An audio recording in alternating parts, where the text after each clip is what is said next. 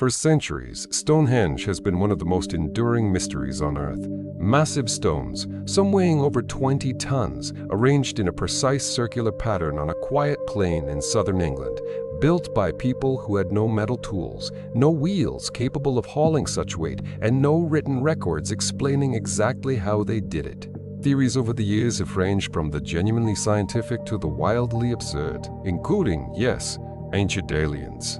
But thanks to decades of careful archaeology, combined with several genuinely surprising recent discoveries, we now understand far more about how Stonehenge was actually built than most people realize.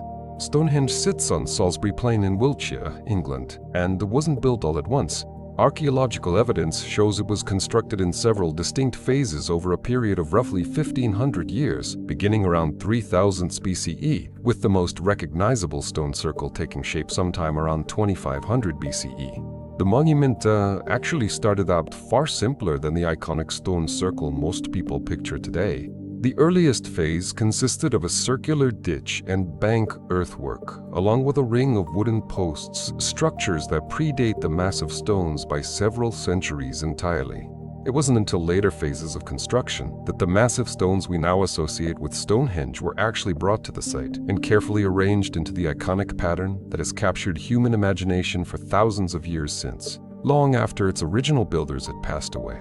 Two main types of stone make up the monument. Massive sarsen stones, a type of hard sandstone forming the iconic outer circle and central horseshoe shape, and smaller bluestones, a general term for several types of volcanic and igneous rock, arranged in patterns between and around the larger sarsens.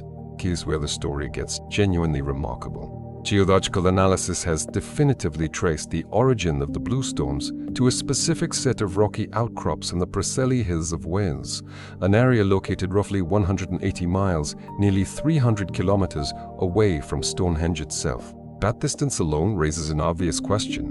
Why would ancient builders go through the enormous trouble of transporting stones from so far away when plenty of other stone sources existed much closer to Salisbury Plain?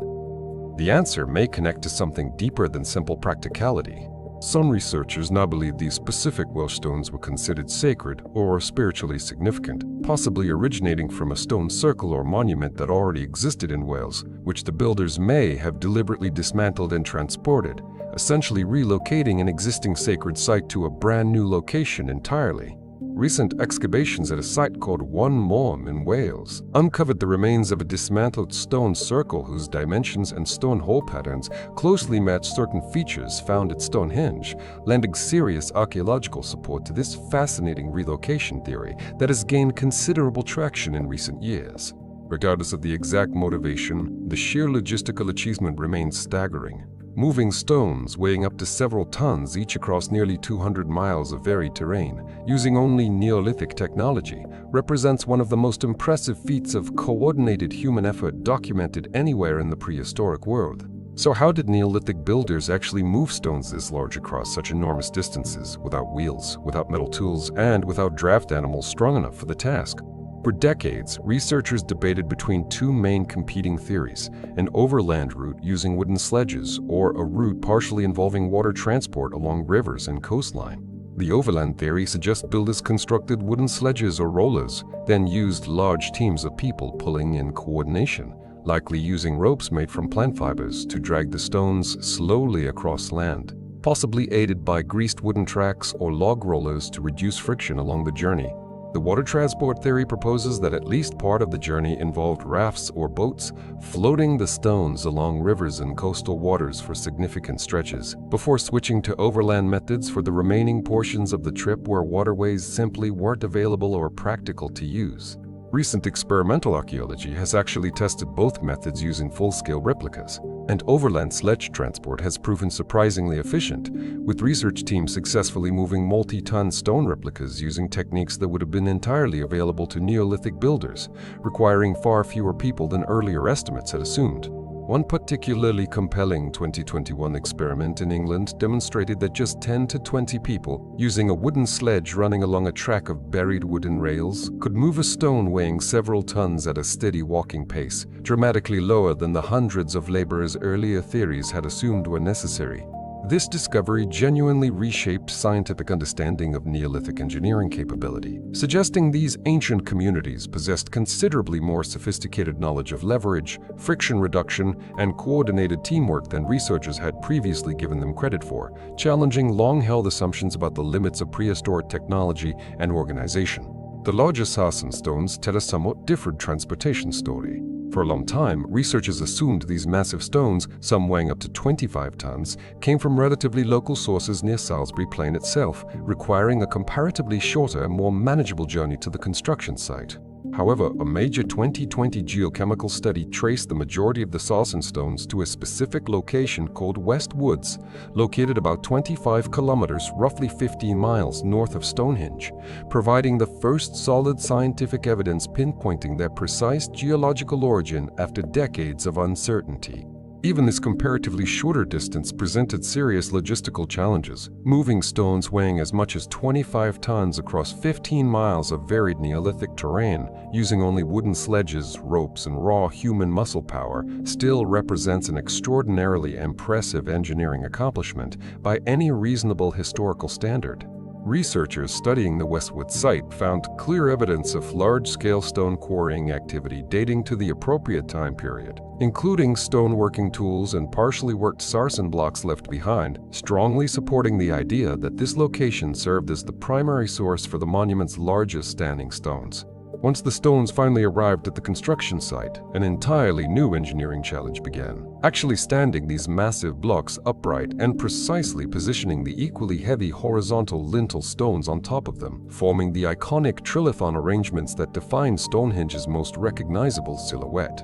Archaeological evidence suggests builders dug deep holes with one sloped side, then used wooden levers and a tremendous amount of coordinated pulling power to tip each upright stone into position, before packing the hole tightly with rubble and smaller stones to secure it firmly in place. Raising the horizontal lintel stones on top presented an even greater challenge. The leading theory suggests builders constructed timber platforms or earthen ramps, gradually raising each lintel stone using a combination of levers and wooden cribbing, essentially building a temporary wooden staircase upward one layer at a time. Remarkably, the joints connecting these massive stones show genuine carpentry techniques borrowed directly from woodworking, including precisely carved mortise and tenon joints, where a protruding knob on one stone fits snugly into a matching carved hole on the stone resting above it.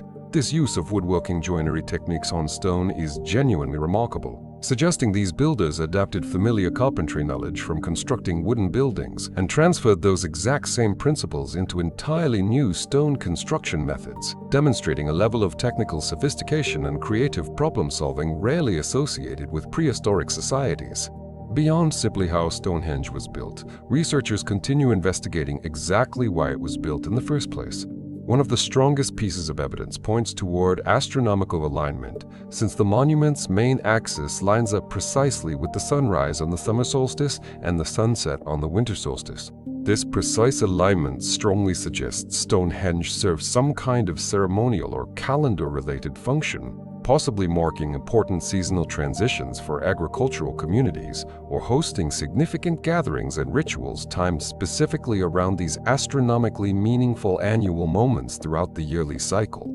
Other researchers have proposed Stonehenge may have functioned as a burial site, an ancient healing center, or a place of unification, bringing together communities from across distant regions of ancient Britain to collaborate on an enormous shared project, a theory supported by the wide geographic origins of the stones themselves. So while we may never know with absolute certainty every single detail of why Stonehenge was built, modern archaeology has genuinely solved much of the how. Neolithic communities, working with wood, rope, raw muscle power, and remarkably sophisticated engineering knowledge, accomplished something that still leaves visitors in genuine awe thousands of years later. No aliens required, just an extraordinary amount of human ingenuity, patience, and coordinated effort across multiple generations of dedicated builders. If you found this fascinating, subscribe, because next time we're exploring a deep-sea creature that might be technically biologically immortal, and yes, it's completely real.